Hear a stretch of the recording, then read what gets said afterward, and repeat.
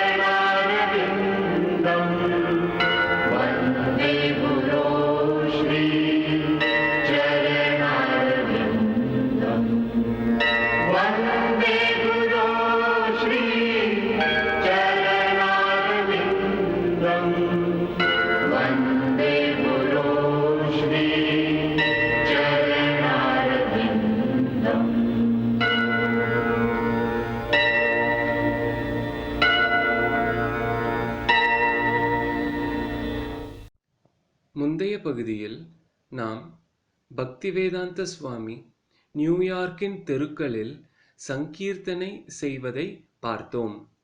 மற்றும் தற்பொழுது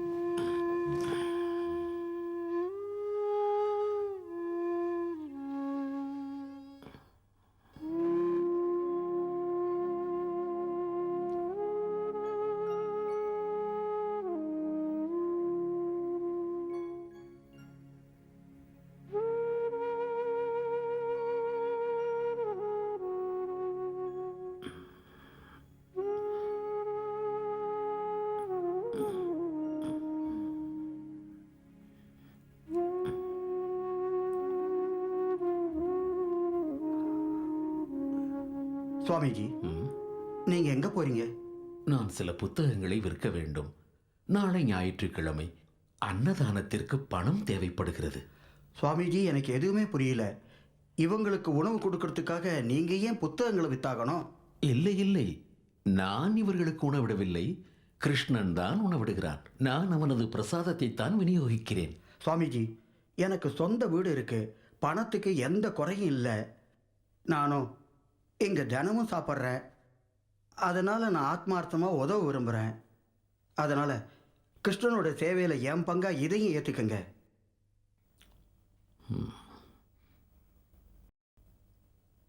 மிக மிக நன்றி.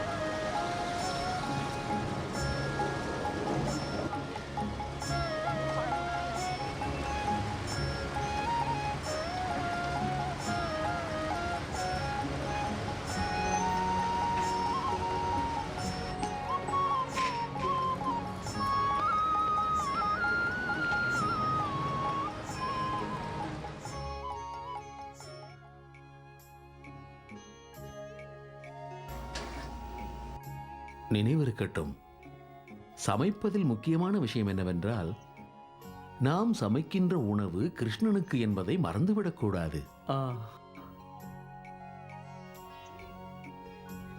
எத்தனையோ வகை பருப்புகள், எத்தனையோ உணவு வகை உண்டு. உதாரணமாக காய்கறிகள், பழங்கள், பால் வகை பதார்த்தங்களும் உண்டு. அவற்றை கிருஷ்ணன் சுவீகரிக்கிறான். பகவான் கிருஷ்ணன் மாமிச உணவுகளை ஏற்பதே இல்லை. காய்களை வேக வைத்தாயிற்ற? ஆச்சு சுவாமி. இதோ இந்த பருப்பும் தயாராகிவிட்டது. நாம் இதற்கு தாளிக்க வேண்டும். நான் உங்களுக்கு தாளிப்பதற்கு கற்றுத் தருகிறேன். இதோ இந்த வாணலியை எடுத்துக்கொள்ளவும். பிறகு அதில் நாம் சிறிது நெய் விட வேண்டும்.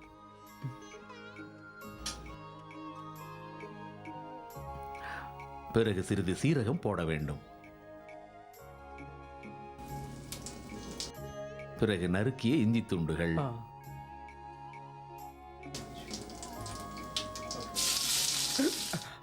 கடைசியாக பச்சை மிளகாய். இதை அரிந்து நெய்யில் போட வேண்டும். அதன் பிறகு இதில் ஏலக்காய் போட வேண்டும்.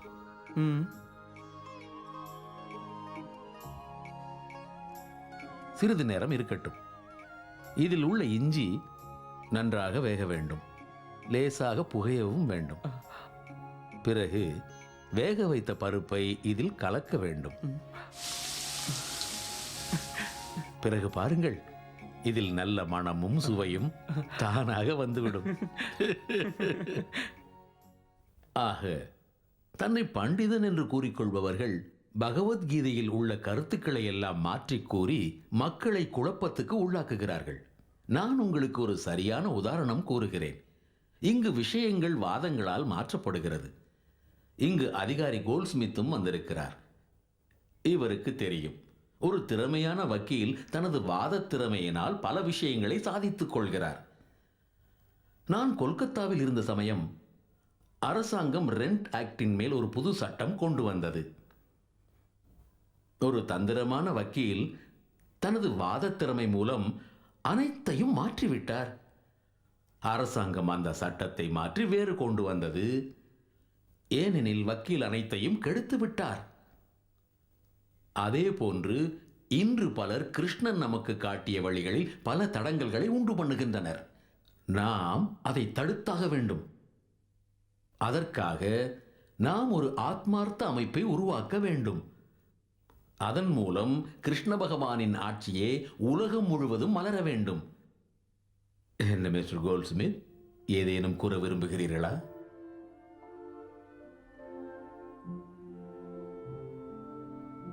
வணக்கம் நண்பர்களே. தன்னோட அமைப்பை சட்டப்பூர்வமாக்கணும்னு பக்தி வேதாந்த சுவாமி என்கிட்ட சொல்லியிருந்தாரு. அதை செயல்படுத்தணும்னா நாம் அது சம்பந்தமான காகிதங்கள்ல கையெழுத்து போட்டாகணும். இத்தனை பேர் இருக்கிறார்களே, இவர்களிடம் கையெழுத்து வாங்குங்கள். இப்பொழுதே வாங்க முடியுமா? தாராளமா. மிஸ்டர் ராய், அதில் கையெழுத்திடுங்கள். மிஸ்டர் ஹாவர்ட், தாங்களும் தான். மிஸ்டர் டான், அதில் கையெழுத்திடுங்கள்.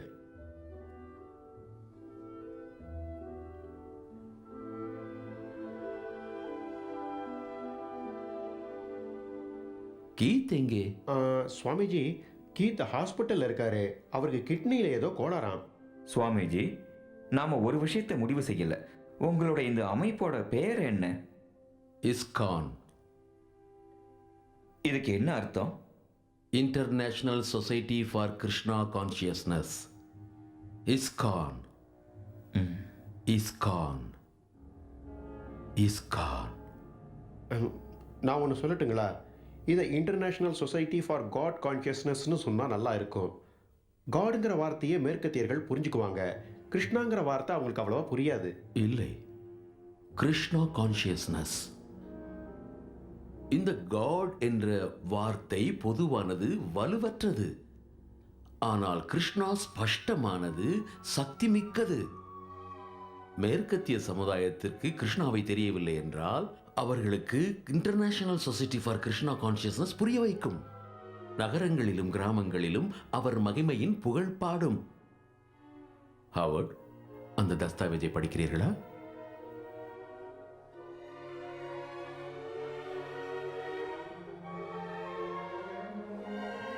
உலகில் ஆத்ம ஞானத்தை பற்றி பிரச்சாரம் செய்வது, அனைவருக்கும் அதை பற்றி சொல்லிக் கொடுப்பது. இதனால் உலகில் அமைதியும் ஒற்றுமையும் ஏற்படும். 2. பகவத்கீதை மற்றும் ஸ்ரீமத் பாகவதத்தில் கூறியபடி கிருஷ்ண எழுச்சியை ஏற்படுத்துவது. 3. சமுதாயத்தின் அனைத்து மனிதர்களையும் ஒருவருக்கொருவர் மற்றும் கிருஷ்ணன் பால் ஈர்ப்பது. அதோடு நாம் அனைவரும் பகவானின் அம்சங்கள் என்று உணர்த்துவது. 4. ஸ்ரீ சைத்தன்ய மகாபிரபுவின் அறிவுரைப்படி ஆத்மார்த்தமாக இறைவன் நாமத்தை ஜெபிப்பது, அதன் புகழை பரப்புவது. 5. மக்கள் சமுதாயத்திற்கும் ஸ்ரீ கிருஷ்ணனுக்கும் அர்ப்பணமாக ஒரு புனித ஆலயத்தை உருவாக்குவது, அங்கு பக்தர்கள் இறைவனை தியானிக்கலாம். 6. மக்களுக்கு இறைவனை அடையும் ஆன்மீக பாதையை காண்பித்து அவர்களை நெருங்கச் செய்வது. 7. மேற்கண்ட அனைத்து விஷயங்களையும் சாதிக்க புத்தகங்களை அச்சடித்து அவைகளை எல்லாம் மற்ற மொழிகளிலும் பதிப்பித்து விநியோகிப்பது.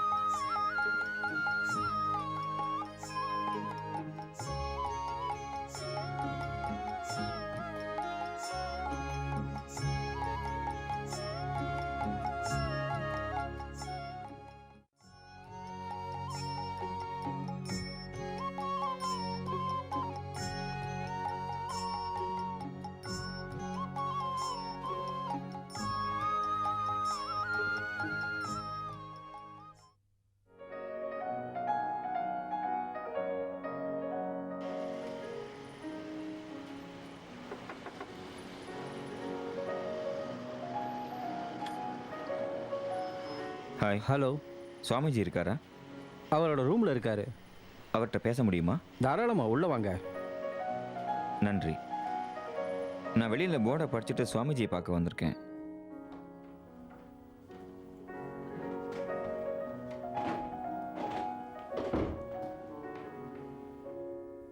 சுவாமிஜி, உங்களை பார்க்க ஒருத்தர் வந்திருக்காரு. அவரை உள்ளே வரச் சொல்லுங்கள். உள்ள வாங்க. நன்றி. உட்காருங்க.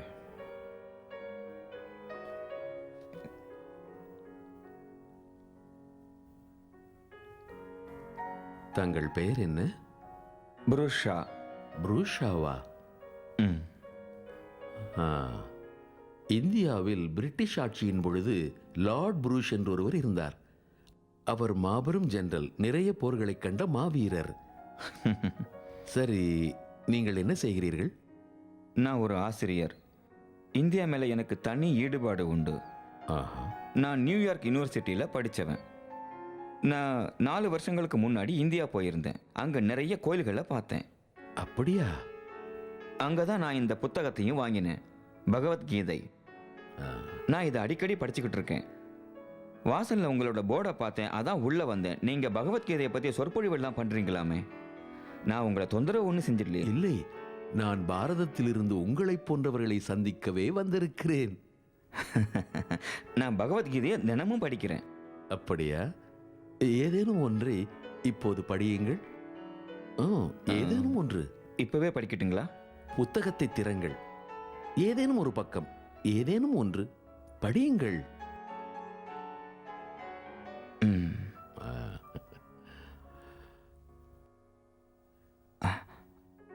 ஆத்ம ஞானம் பெற்றவனுக்கு அதன் பின் எது கிடைத்தாலும் ஞானத்தை விட பெரிதாக தெரிவதில்லை. ஆத்மபோதம் பெற்ற மனிதன் எத்தனை பெரிய துன்பம் வந்தாலும் சரி மனம் உடைந்து போவதில்லை. ம், துன்பங்கள் துக்கங்களிலிருந்து விடுபடும் முயற்சிக்கு யோகம் என்று பெயர். சிரத்தையோடும் ஒருமித்த மனதோடும் தினமும் அமைதியாக மனதால் நாம் யோக பயிற்சி செய்தாக வேண்டும். புத்தகத்தை மூடுங்கள். இதில் உங்களுக்கு என்ன புரிந்தது? அது இதில் யோகம் அப்புறம் ஏதோ சிந்தனையை பற்றி எழுதியிருக்கு. இதன் பொருள் என்ன? உண்மை என்னன்னா எனக்கு எதுவுமே புரியல. பகவத்கீதையின் மூலத்தை நன்றாக அறிந்தவரிடம் சென்று தாங்கள் சிரத்தையுடன் பகவத்கீதையை படிக்காவிட்டால் தங்களுக்கு எதுவுமே புரியாது. உங்கள் நேரம்தான் வீணாகிவிடும். பகவத்கீதையை தெரிஞ்சவரா இல்லையான்னு எப்படி கண்டுபிடிக்கிறது? உங்களுக்கு கீதை தெரியும் புரியும் என்றால் உங்களுக்கு அது நிச்சயம் தெரிந்திருக்கும். கிருஷ்ணன் இதில் கூறியது என்னவென்று? கிருஷ்ணன் அறிவுரைப்படி கீதாச்சாரம் என்னவென்றால், கிருஷ்ணனே இறைவனின் மனித அவதாரத்தை எடுத்திருக்கிறார். நாம் நம்மையே அவனுக்கு அர்ப்பணிக்க வேண்டும். பகவத்கீதையில் கிருஷ்ணனின் ஆணை என்ன தெரியுமா? சர்வ தர்மான் பரித்யாச்ய மாமேகம் சரணம் व्रज அகம் த்வம் சர்வ பாப்பேப்ய மோக்ஷயிஷ்யமி மா சுச்சஹா. கிருஷ்ணன் கூறுகிறார், நீ உன்னை என்னிடம் அர்ப்பணித்து விட்டால் உன்னை சகல விதத்திலும் நான் பாதுகாப்பேன். மேலும் உனக்கு அனைத்து பாவங்களிலிருந்தும் முக்தி அளிப்பேன். அதோடு எந்த ஒரு விஷயத்திற்கும் நீங்கள் கவலைப்பட தேவையில்லை. புரிந்ததா? நல்லா புரிஞ்சது. நல்லது.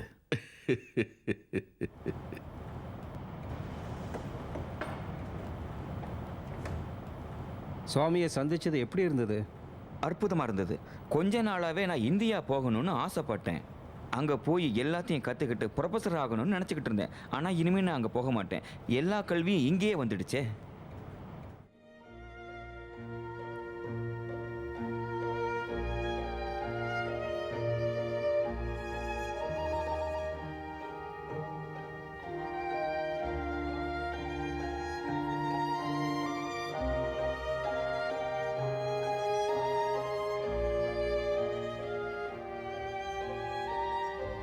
என்ன நடக்குது?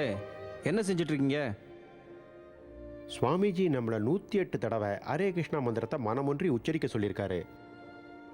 அவர் தீட்சைக்கு முன்னாடி 12 மாலை தயாராக இருக்கணும்னு சொல்லியிருக்காரு. தீட்சையா? அப்படின்னா என்ன? அதை அவர் அப்புறம் சொல்கிறேன்னாரு. அவரை நாம குருவா ஏத்துக்கிற விஷயமா இருக்கலாம். இதுக்கு என்ன அர்த்தம்? இது நாம் அவருக்கு செய்கிற மரியாதை. நீங்க அவரை குருவா ஏத்துக்கிட்டீங்களா? நாங்கள் எப்போவோ ஏற்றுக்கிட்டோம். நீ இன்னும் அவரை குருவா ஏற்றுக்கலையா? நான் என்ன சொல்றது? குருஸ்தானத்தில் சுவாமிஜி எனக்கு பிடிக்குது, அவரோட தீட்சையும் பிடிக்குது. சரி, இதனால என்ன மாறிட போகுது? எனக்கும் புரியல. ஆனா அவர் சொல்றது சரிதான். இதுதான் சரியான வழக்கம். இன்று ஜன்மாஷ்டமி நாள். ஸ்ரீகிருஷ்ணன் அவதரித்த நாள். இன்று ஒரு சுபமான நாள். இன்று நாம் நாள் முழுவதும் நாமம் உரைப்போம், படிப்போம், ஸ்ரீகிருஷ்ணனின் மகிமைகளை பற்றி பேசுவோம். இன்று நாம் அனைவரும் விரதம் இருப்பது அவசியம். யாருக்காவது பலவீனம் ஏற்பட்டால் சமையலறையில் பழங்கள் உள்ளன. ஆனால் தர்மப்படி இரவு வரை விரதம் இருக்க வேண்டும். நாளை தீட்சை அளிக்கப்படும். அன்னதானமும் உண்டு. சுவாமிஜி, எங்களுக்கு ஒரு சந்தேகம் இருக்கு. இந்த தீட்சைனா என்னன்னு சொல்ல முடியுமா? தீட்சைக்கு பொருள் என்னவென்றால், குரு மாணவனை தன்னோடு இணைத்துக் கொள்வது, அவன் சம்பந்தமான பொறுப்புகளை ஏற்றுக்கொள்வது. அதேபோல் சிஷ்யனும் குருவோடு ஒன்றாக இணைந்து விட வேண்டும். அவரை சிஷ்யன் இறைவனைப் போல் பூஜிக்க வேண்டும். ஏதாவது சந்தேகம்?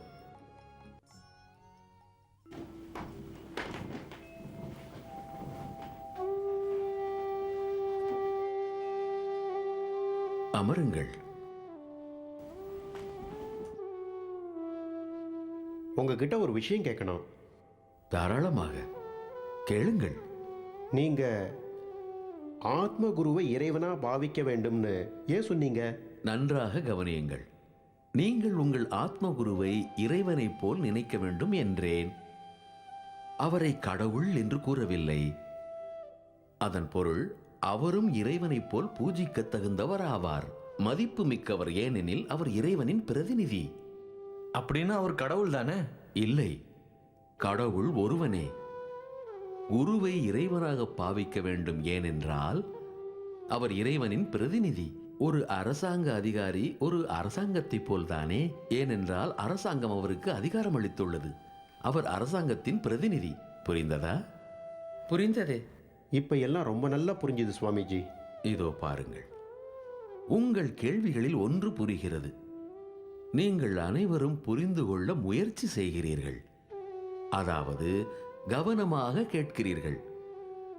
எனது குரு கூறுவார், கவனித்து கேட்டால்தான் ஒரு பவித்திர ஆத்மாவை அறிந்து கொள்ள முடியும். பார்த்தால் தெரியாது. ஏனென்றால் நீண்ட சடாமுடியோ தாடியோ கண்ணை கவரும் தோற்றத்தையோ நம்பக்கூடாது. நீங்கள் கேள்விகள் கேட்க வேண்டும்.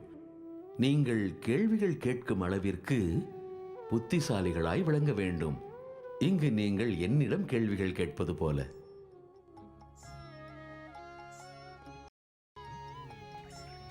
தீட்சைக்கு அர்த்தம் நீங்கள் ஆன்மீக வாழ்க்கையை தொடங்கிவிட்டீர்கள். இது கிட்டத்தட்ட மனம் திருந்திய ஒரு புதிய பிறவியைப் போலத்தான். இந்த மாமிச உடல் நம் பெற்றோருக்கு சொந்தமானது. அதேபோல் ஒரு ஆத்ம சரீரம் தீட்சையின் பொழுது தோன்றுகிறது.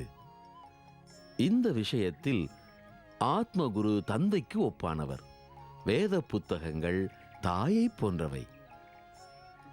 நீங்கள் அனைவரும் ஆன்ம உலகின் அங்கங்களே.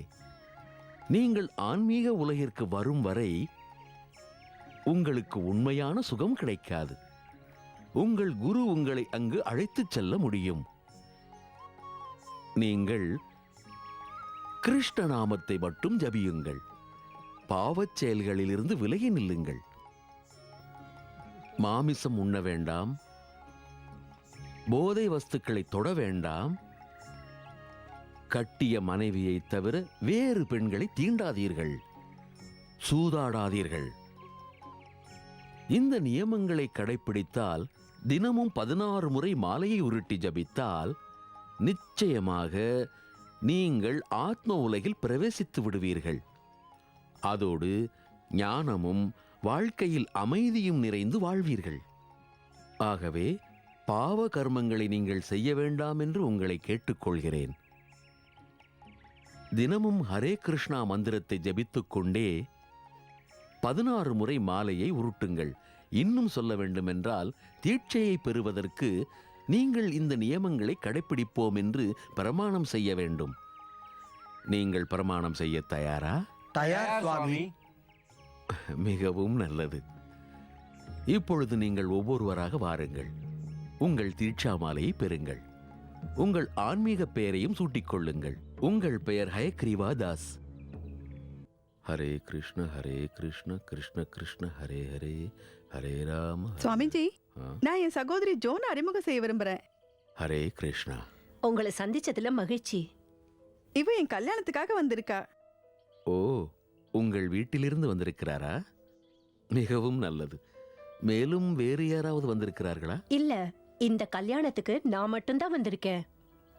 பரவாயில்லை, நீங்கள் வந்ததே மகிழ்ச்சிதான். வைதீக முறைப்படி திருமண வேலைகளை பெண் வீட்டார்தான் செய்ய வேண்டும். இங்கு ஜானகி குடும்பத்திலிருந்து நீங்கள் வந்துள்ளீர்கள். நாளை சமையல் வேலையில் நீங்கள் எனக்கு உதவ வேண்டும். ஜானகியா? அது என் ஆன்மீக பேர். அப்படியா? நீங்கள் என்ன செய்கிறீர்கள்? நான் ஒரு செராமிக்ஸ் கடை வச்சிருக்கேன். இவ ஒரு சிற்பி, சிலைகளை வடிக்கிறவ. இவ படைப்புகள் ரொம்ப அழகா இருக்கும். நீங்கள் சிற்பியா? மிகவும் நல்லது. நீங்கள் ஓவியம் வரைவீர்களா? ஆமா, ஆனா அது என் தொழில் இல்ல. நான் எழுத்து துறையில கவனம் செலுத்துறேன். மிகவும் மகிழ்ச்சி. நீங்கள் எங்கள் அமைப்பின் லோகோவை வடிவமைப்பீர்களா? அதிருக்கட்டும், நீங்கள் பயணக் களைப்பில் இருப்பீர்கள். ஜானகி, இவரை கவனித்துக் கொள்ளுங்கள். இவருக்கு பிரசாதமும் கொடுங்கள். ஆ, ஹரே கிருஷ்ணா. ஹரே கிருஷ்ணா.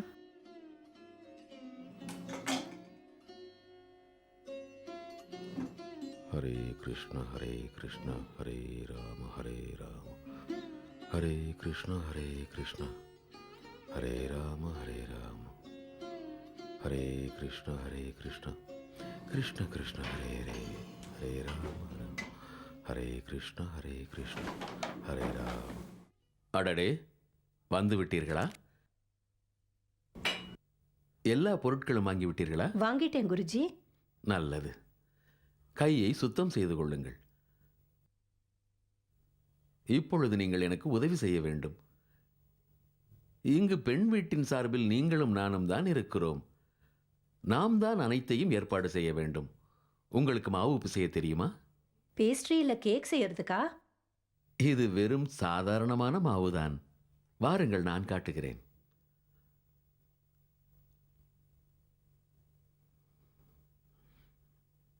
முதலில் சிறிது மாவை எடுத்துக்கொள்ளுங்கள்.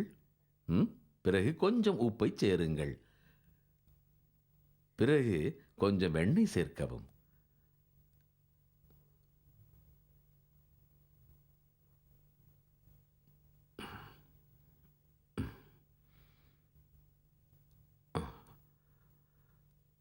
பிறகு இதில் தண்ணீர் சேருங்கள்.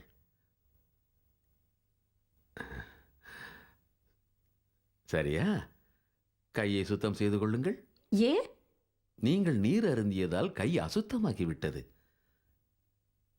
இதோ பாருங்கள், நாம் கிருஷ்ணனுக்காக பிரசாதம் தயாரிக்கும் பொழுது மிகவும் சுத்தமாக பவித்திரமாக இருக்க வேண்டும். நாம் தெய்வத்திற்கு அல்லவா உணவு தயாரிக்கிறோம். சரிங்க குருஜி.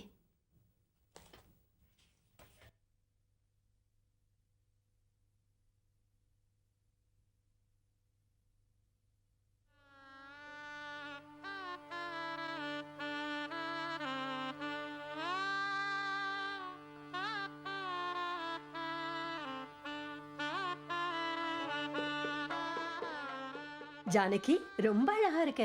நிஜமா தான் சொல்றேன். பூவும் ரொம்ப அழகா இருக்கு.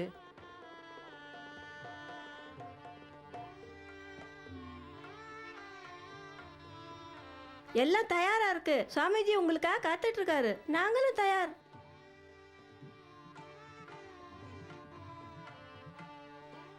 நீ என் கூட வரலையா? இல்ல, சுவாமிஜி சமையல் அறையில நிறைய வேலை கொடுத்திருக்கார். முதல்ல அதெல்லாம் முடிச்சாகணும். வேலை முடிஞ்சதும் நான் கீழே வரேன். சரி.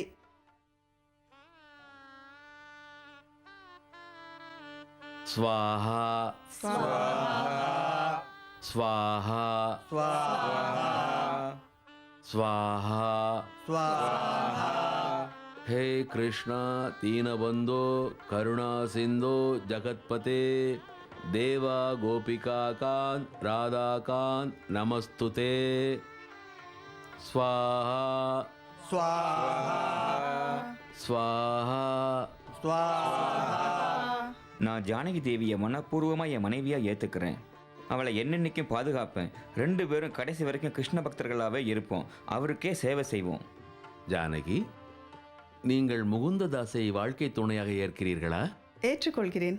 என்றும் நீங்கள் அவருக்கு சேவை செய்வதோடு கிருஷ்ண சேவையில் அவருக்கு உதவியாக இருப்பீர்களா? நிச்சயம் இருப்பேன். இப்பொழுது நீங்கள் மாலை மாற்றிக்கொள்ளுங்கள்.